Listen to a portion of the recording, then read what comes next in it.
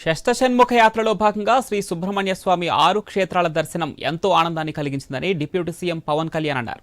కుమారస్వామి ఆశీస్సులతో ప్రజలందరికీ సుఖ సంతోషాలు కలగాలని ఈ సందర్భంగా పవన్ కళ్యాణ్ ఆకాంక్షించారు.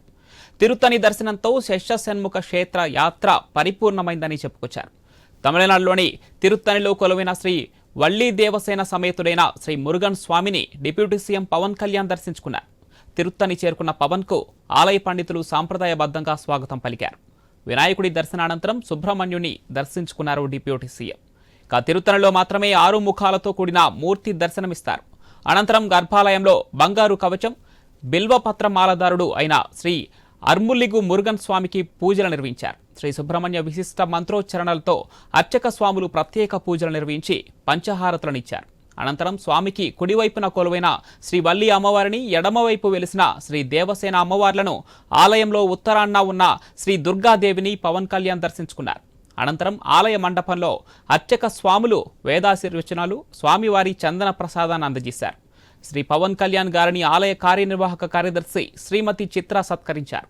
శ్రీ పవన్ కళ్యాణ్ గారితో పాటు ఆయన తనయుడు శ్రీ అకిరానందన్, టీటీడీ బోర్డు సభ్యులు శ్రీ ఆనంద్ సాయి, తిరుపతి శాసనసభ్యులు శ్రీ ఆరణి శ్రీనివాసులు తిరుత్తని శ్రీ మురుగన్ను దర్శించుకున్నారు.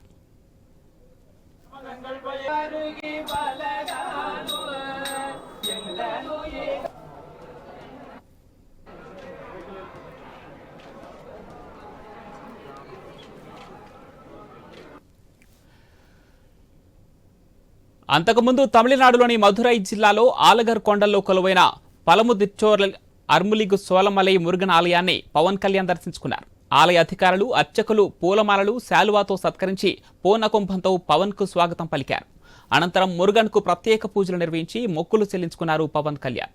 అనంతరం క్షేత్ర విశిష్టతను ఆలయ అర్చకులు ఆయనకు వివరించి స్వామివారి తీర్థ ప్రసాదాలను అందజేశారు.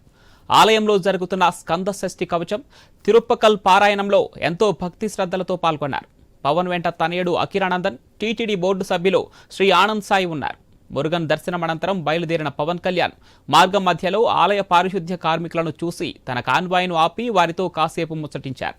వారి యోగక్షేమాలను అడిగి తెలుసుకున్నారు. వారితో సెల్ఫీలు దిగి ఆర్థిక సాయాన్ని అందించారు.